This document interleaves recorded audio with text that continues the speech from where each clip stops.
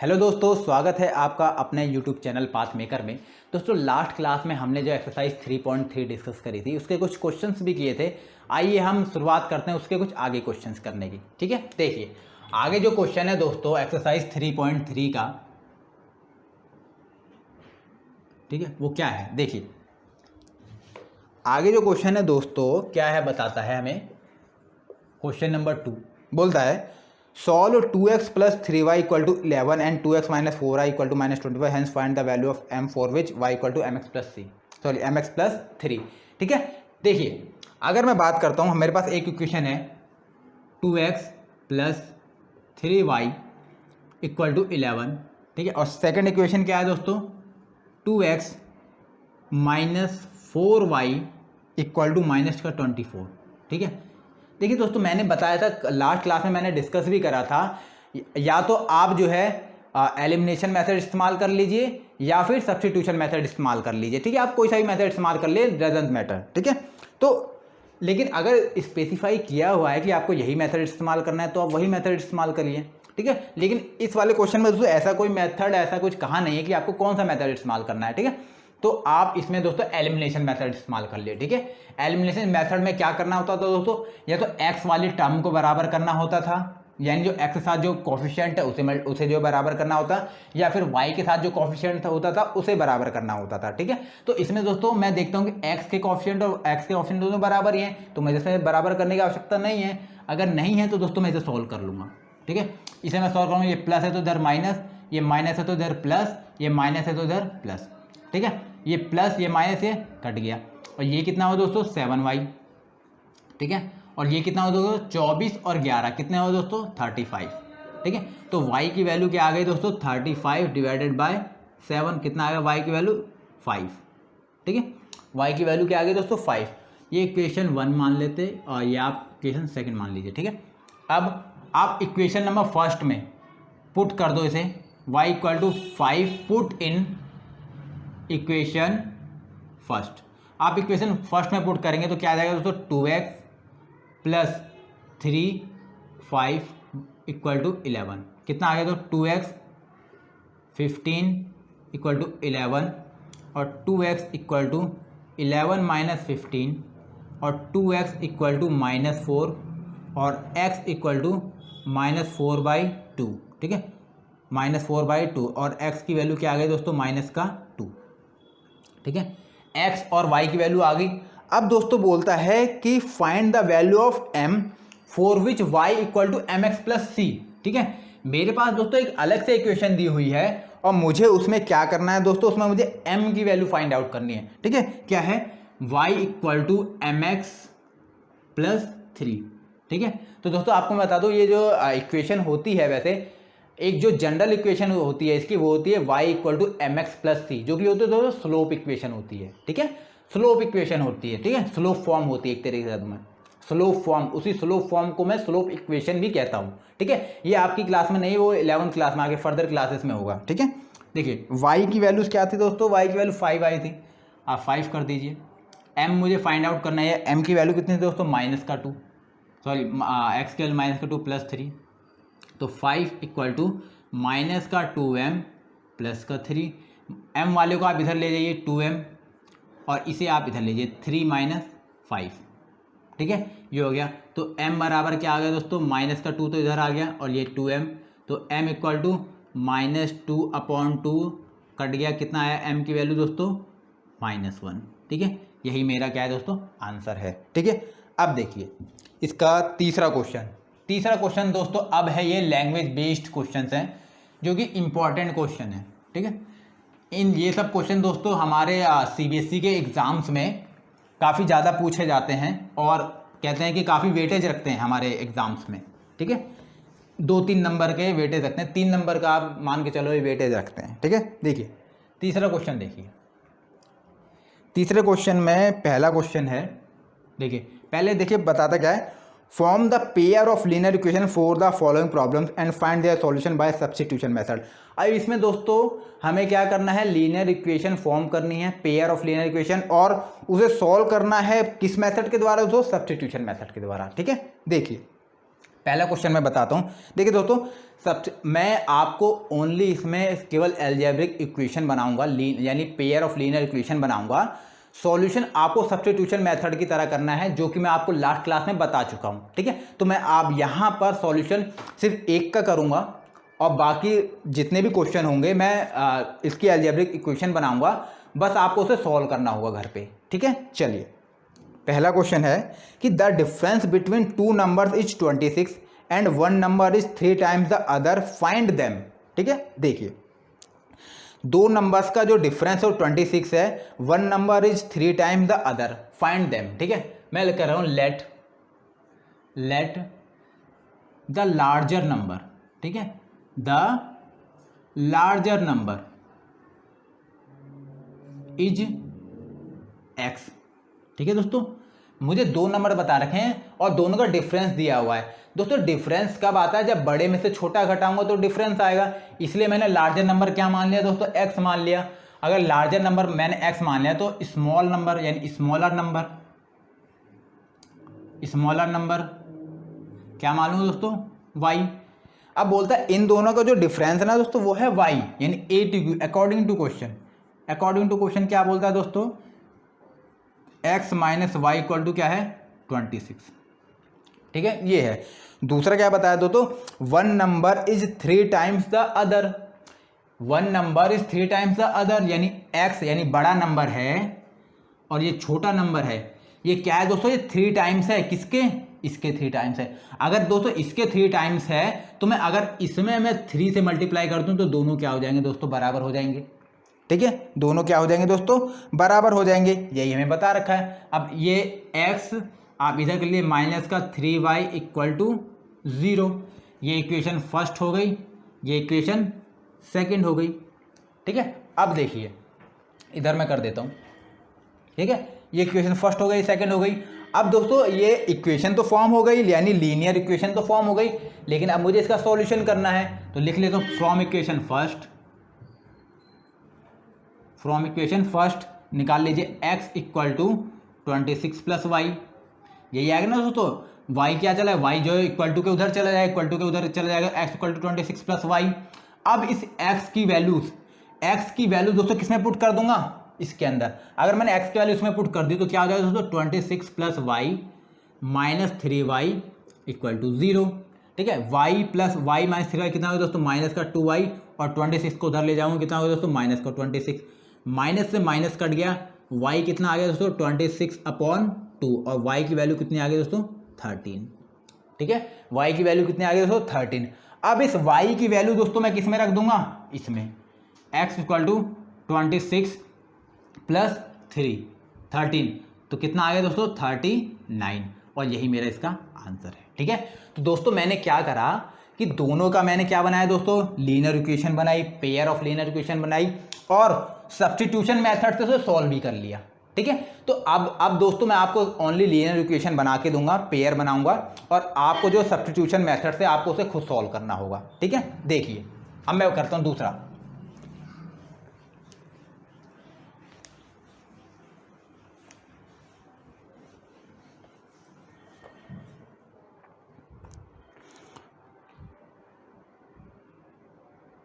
Second question, ठीक है, बोलता है the larger of two supplementary angles exceeds the smaller by 18 degree, ठीक है। देखिए दोस्तों एक चीज बता दूं, सप्लीमेंट्री एंगल्स कौन से होते हैं, या सप्लीमेंट्री कौन से होते हैं, ठीक है। देखिए सप्लीमेंट्री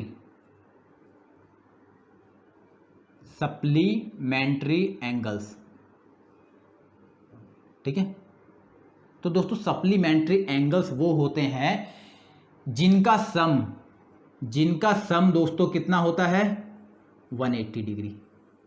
कितना होता है दोस्तों? अगर मैं दो एंगल्स को बताऊंगा कि वो दोनों आपस में सप्लीमेंट्री हैं, देखिए दोस्तों जैसे मान लीजिए ये एक ट्रायंगल है ABC, ठीक है, ABC ये वाला एंगल, ठीक है, और मैं ये वाला बताऊंगा कि ये इसे आप D मान लीजिए। मैं बताऊंगा कि ये दोनों एक दूसरे के क्या हैं दोस्तों? Angles ACB। Plus angle ACD 180 degree. तो इसका मतलब क्या है, ये एक दूसरे के क्या है दोस्तों, सप्लीमेंट्री हैं। क्या है दोस्तों, सप्लीमेंट्री हैं। ठीक है, चलिए तो मैं इतना बता सकता हूं दोस्तों कि दोनों का जो सम होगा कितना होगा, 180 डिग्री। ठीक है, बस आपको इतना समझना था सप्लीमेंट्री एंगल्स में। ठीक है, अब देखिए बोलता है द लार्जर और सप्लीमेंट्री टू सप्लीमेंट्री एंगल। ठीक है, तो मान लीजिए let the larger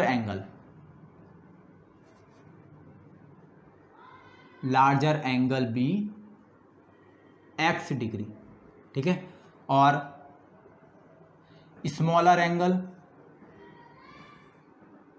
B y degree. ठीक है, ये है। मुझे पता है दोस्तों, जब मैंने सप्लीमेंट्री एंगल बताया था तो मैंने बताया था इन दोनों का सम कितना होगा दोस्तों, 180 डिग्री। तो x degree plus y degree equal to 180 degree. ठीक है, और दूसरा क्या बताता है दोस्तों, the larger of two supplementary angles exceeds the smaller by 18 degree. x degree larger था, स्मॉलर कितना था, y डिग्री था।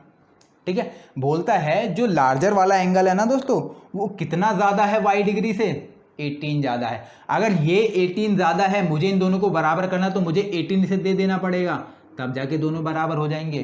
ठीक है दोस्तों, तो ये क्या हो गई मेरी दोस्तों, दूसरी इक्वेशन बन गई। ठीक है, अगर मैं इसे करूँगा तो क्या बन जाएगा, x degree minus y degree equal to 18। अब ये इक्वेशन फर्स्ट बन गई, ये इक्वेशन सेकंड बन गई। ठीक है, अब ये इक्वेशन फर्स्ट बन गई, ये इक्वेशन सेकंड बन गई।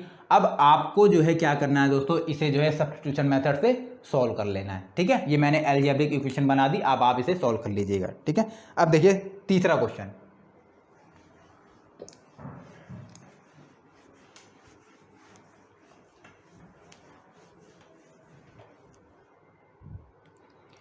तीसरे क्वेश्चन में क्या कहता है, ठीक है, the coach of a cricket team buy 7 bat and 6 ball 43800 later she buy 3 bats and 5 ball 4 find the cost of each ball and. ठीक है, ठीक है, देखिए दोस्तों क्या है कि एक कोच है, एक क्रिकेट टीम का एक कोच है, उसने अपने प्लेयर्स के लिए जो है 7 बैट्स लिए, यानी 7 बल्ले लिए और 6 गेंदें ली। कितने रुपए में, 3800, यानी 3800 रुपये में उसने दोनों खरीदा। बाद में उसे ज़रूरत लगी कि भाई 3 प्लेयर्स और आ गए हैं, या कुछ बैट से या बॉल्स की और ज़रूरत है, तो उसने क्या करा, 3 बैट और 5 बॉल और ख़रीदी। कितने में, 1750 में। अब ये बताना है हमें कि जो कॉस्ट पड़ी है बैट की और बॉल की वो कितनी है, एक बैट की और एक बॉल की। ठीक है, तो पहले हम क्या कर लेंगे दोस्तों, लेट कर लेंगे, let the cost of one bat कितना मान लें दोस्तों, x रुपीज़। ठीक है, let the cost of one ball कितना मान लेंगे दोस्तों, y रुपीज़। ठीक है, y रुपीज़ मान लेंगे, ATQ। अब बोलता है कि जो है 7 बैट और 6 बॉल को, ठीक है, जब एक बैट का x है तो 7 बैट का कितना होगा दोस्तों, 7x। एक बॉल का y है तो 6 बॉल का कितना होगा, 6y। और इसे कितने में खरीद रहा है दोस्तों, वो 3800 में, यानी 3800 में खरीद रहा है। और सेकंड बताता है कि बाद में वो दोस्तों 3 बैट खरीदता है, यानी एक बैट x का तो 3 बैट 3x के, प्लस उसके बाद 5y और इक्वल टू 1750, यानी 1750। ठीक है, अब ये इक्वेशन बन गई दोस्तों फर्स्ट और ये सेकंड। ठीक है, अब आप इसे जो है सब्स्टिट्यूशन मेथड से सॉल्व कर लेना। ठीक है, अब देखिए इसका अगला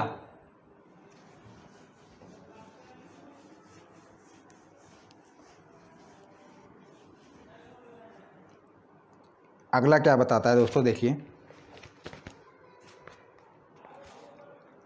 फोर्थ क्वेश्चन। ठीक है, बताता है दोस्तों the taxi charges in a city consist of fixed charge together with the charge for the distance covered. ठीक है, together with the charge for the distance covered for a distance of 10 kilometre the charge paid is 105 and for a journey of 15 kilometre the charge paid is 155। What are the fixed charge and the charge per kilometer? How much does a person have to pay for traveling a distance of 25 kilometre? क्या बताया था दोस्तों, जो एक taxi वाला है, taxi driver है, वो क्या करता है दोस्तों, एक उसका फिक्स चार्ज होता है, ठीक है, एक फिक्स चार्ज होता है और एक दोस्तों एडिशनल चार्ज होता है उसका। यानी अगर मान लीजिए उसे जो है 4 किलोमीटर, मतलब किसी पैसेंजर को, टैक्सी ड्राइवर को 4 किलोमीटर आगे पहुंचाना है, यानी 4 किलोमीटर डिस्टेंस है वहाँ तक पहुंचाना है, ठीक है। तो अगर किसी बंदे ने अगर एक टैक्सी बुक करी तो उसे उतना पैसा तो देना ही देना है, और पर डिस्टेंस अलग पैसा देना है, यानी फिक्स्ड चार्ज और एडिशनल, यानी पर डिस्टेंस चार्ज जो है वो अलग अलग होगा, ठीक है। तो मैं निकालता हूँ दोस्तों, ठीक है, फिक्स्ड चार्ज निकालना है और चार्ज पर किलोमीटर। तो मान लेता हूँ लेट फिक्स्ड चार्ज कितना मान लूँगा दोस्तों, x रुपीज़, ठीक है, और इसका मान लूँगा चार्ज पर किलोमीटर, लेट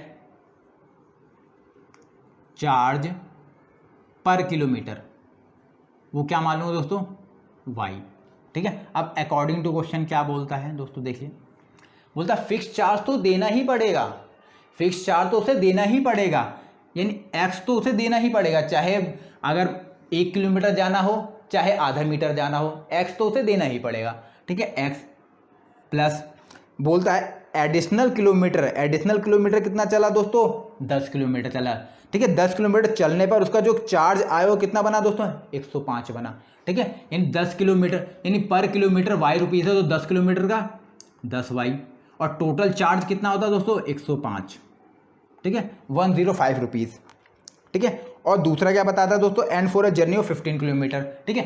एक्स तो फिक्स चार्ज है ही, एडिशनल कितना चला दोस्तों, 15 किलोमीटर, यानी 15y, और इक्वल टू 155, ठीक है, 155, ठीक है। ये बनी मेरी इक्वेशन फर्स्ट और सेकंड, ठीक है। अब आप इसे जो सब्स्टिट्यूशन मेथड से सॉल्व करिएगा, एक्स और वाई का आंसर ले आइएगा, ठीक है। लेकिन दोस्तों अब इसमें एक चीज़ और पूछी गई है कि 25 किलोमीटर के उस पर्सन को कितना पे करना पड़ेगा अगर वो 25 किलोमीटर डिस्टेंस जाता है तो, ठीक है। तो मैं दोस्तों मैं इसे जो है सब्स्टिट्यूशन मेथड से ना सॉल्व करके मैं इसे एलिमिनेशन मेथड से इस्तेमाल कर रहा हूँ, सॉल्व कर रहा हूँ मैं इसे, ठीक है। आप जो है घर पे इसे सब्स्टिट्यूशन मेथड से सॉल्व कर लिएगा, ठीक है। देखिए, चलिए मैं इसे कर देता हूँ, आप सब्स्टिट्यूशन मेथड से ही कर देना, ठीक है, कोई दिक्कत नहीं, ठीक है। चलिए फ्रॉम, यहाँ देखिए, फ्रॉम इक्वेशन फर्स्ट, ठीक है। फर्स्ट से क्या देखूंगा दोस्तों, तो x की जो वैल्यूज आएगी वो क्या आएगी, 105 माइनस 10y, ठीक है। अब इस x की वैल्यू को मैं इसमें पुट कर दूंगा, अगर x की वैल्यू को मैंने इसमें पुट कर दिया तो क्या आ जाएगा दोस्तों, 105 माइनस 10y प्लस 15y बराबर 155, ठीक है। यहाँ क्या हो जाएगा दोस्तों, minus 10y plus 15y minus का 5y, ठीक है, और 105 उधर चलाएगा, यानी 155 माइनस 105 कितना आ गया दोस्तों, माइनस का 50 और माइनस का 5y, माइनस से माइनस कट गया, y कितना आ गया दोस्तों, 50/5, और y की वैल्यू क्या आ गई दोस्तों, 10, ठीक है, y की वैल्यू क्या आ गई, 10, यानी चार्ज पर किलोमीटर कितना है दोस्तों, 10 रुपये, यानी जितना किलोमीटर एक्स्ट्रा चलेगा उस पर कितने रुपए लगेंगे दोस्तों, 10 किलो, ठीक है। तो क्या आ गई दोस्तों, y की वैल्यू क्या आ गई, 10 आ गई, ठीक है। देखिए अब इसमें एक सेकंड दोस्तों, आप इसमें एक चीज़ देखिएगा, इसमें दोस्तों प्लस माइनस की थोड़ी प्रॉब्लम हो गई, लेकिन आंसर वही आएगा, कोई दिक्कत वाली बात नहीं, आंसर 10 ही आएगा इसका, ठीक है। देखिए अगर मैंने क्या करा था, माइनस 10y में से प्लस का 15y घटा तो 5y आता, ठीक है, और यहाँ पे 155 में से 105 घटाता तो भी आता दोस्तों, आंसर सेम ही आता, लेकिन थोड़ा प्लस माइनस का प्रॉब्लम हो गया था, कोई दिक्कत नहीं, ठीक है। तो y बराबर क्या आ गया, 50/5, तो y कितना आ गया दोस्तों, 10, ठीक है, वही आएगा प्रॉब्लम, ठीक है, वही आएगा हमारा आंसर, कोई दिक्कत नहीं उससे, ठीक है। थोड़ा प्लस माइनस की उसमें प्रॉब्लम हो गई थी, कोई दिक्कत नहीं, ठीक है। अब देखिए y की वैल्यू, y कितनी है दोस्तों, 10 है। अब इस y इक्वल टू जो 10 है मेरा, मैं किस में रख दूंगा दोस्तों, इसमें रख दूंगा। अगर इसमें रख दूंगा दोस्तों, x की वैल्यू क्या आ जाएगी, क्या आ जाएगी, -10 और यहाँ पे 10, ठीक है। तो x और 105 और यहाँ पे 100, x का मान क्या आ गया दोस्तों, 5, ठीक है, x का मान क्या आ गया, 5 आ गया, यानी x की वैल्यू क्या आ गई, 5 हो गई, ठीक है। अब दोस्तों, अब जो पर्सन है ना, वो जो पर्सन है बोलता है how much does a person have to pay for travelling a distance of 25 kilometre. अब पर्सन को पे कितना करना पड़ेगा, देखिए पे लिख लीजिए, पे बाय पर्सन इक्वल टू ठीक है। देखिए दोस्तों फिक्स चार्ज तो उसे देना ही पड़ेगा, फिक्स चार्ज तो देना पड़ेगा, प्लस 25 किलोमीटर का एडिशनल चार्ज देना पड़ेगा, यही तो इससे ज़रा पे होगा। ठीक है। एक्स कितना है दोस्तों, एक्स है 5 प्लस 25, वाई कितना है दोस्तों 10। ठीक है, इतना तो उसे चार्ज देना ही पड़ेगा। ठीक है, 5 और 250 कितना आ गया दोस्तों चार्ज उसका 255। ठीक है, यही उसे चार्ज देना पड़ेगा, उस पर्सन को देना पड़ेगा जो 25 किलोमीटर चला है। ठीक है, अब देखिए इसका 5वां क्वेश्चन।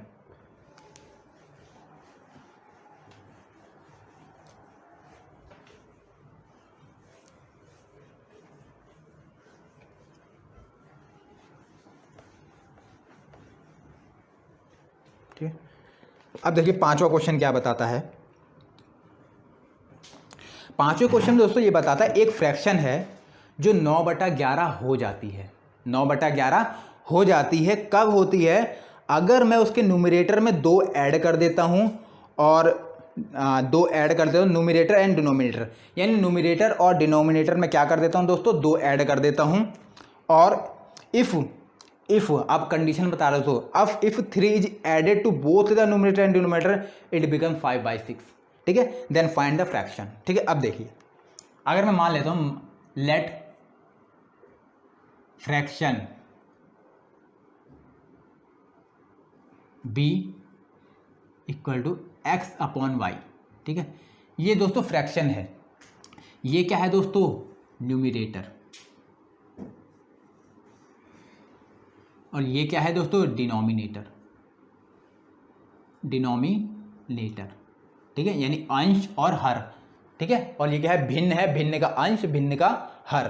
ठीक है, अब बोला है अकॉर्डिंग टू क्वेश्चन क्या बताता है, बोलता है अगर न्यूमरेटर और डिनोमिनेटर में कितना ऐड कर दिया जाए दोस्तों 2 ऐड कर दिया जाए, कर दो, न्यूमरेटर में 2 ऐड कर दो और डिनोमिनेटर में भी 2 ऐड कर दो, तो जो हमारी जो फ्रैक्शन है वो कितना हो जाती है दोस्तों 9/11 हो जाती है। ठीक है, 9/11 हो जाती है, और 9/11 वाली घटना ना समझना दोस्तों 9/11। ठीक है, अब देखिए दूसरा क्या बताता है, दूसरा बताता है कि अगर न्यूमरेटर और डिनोमिनेटर दोनों में 3 ऐड कर दिया जाए, अभी तो 2 ऐड करा और अब क्या कर रहे हैं 3 ऐड कर रहे हैं। ठीक है, 3 ऐड कर रहे हैं, 3 ऐड करने से वो जो हमारी फ्रैक्शन क्या हो जाती है 5/6 हो जाती है। ठीक है, अब आप इसे सॉल्व कर लीजिए, कैसे करेंगे, आप इसे क्रॉस मल्टीप्लाई कर लीजिए, इसे क्रॉस मल्टीप्लाई कर लीजिए, कितना हो जाएगा दोस्तों, ये हो जाएगा 11x + 22 और ये हो जाएगा दोस्तों 9y + 18। ठीक है, अब आप इसे ऐसे कर लीजिए 11x - 9y = 18 - 22, यानी 18 - 22 तो आ जाएगा 11x - 9y 18 ये 18 - 22 - का 4। ठीक है, ये मेरी एक इक्वेशन बनी, और दूसरा इसे मैं क्रॉस मल्टीप्लाई करूँगा, ये कर दूंगा, ये कितना हो जाएगा दोस्तों 6x + 18 और यहाँ पे 5y + 15। ठीक है, ये करूँगा 6x - 5y = 15 - 18, तो क्या आ जाएगा 6x - 5y = का 3। ठीक है, यानी एक इक्वेशन मेरी ये बनी, एक इक्वेशन मेरी ये बनी। अब आप इक्वेशन नंबर 1 और इक्वेशन नंबर 2 को बाय सब्स्टिट्यूशन मेथड आप इसे सॉल्व कर लीजिएगा, आपका जो है न्यूमरेटर निकल जाएगा, न्यूमरेटर का x निकल जाएगा, डिनोमिनेटर का y निकल जाएगा, तो हमारी इससे क्या निकल जाएगी दोस्तों फ्रैक्शन आ जाएगी, यानी भिन्न आ जाएगी हमारी। ठीक है, अब देखिए इसका लास्ट क्वेश्चन है और इस वीडियो का भी लास्ट क्वेश्चन है, देखिए।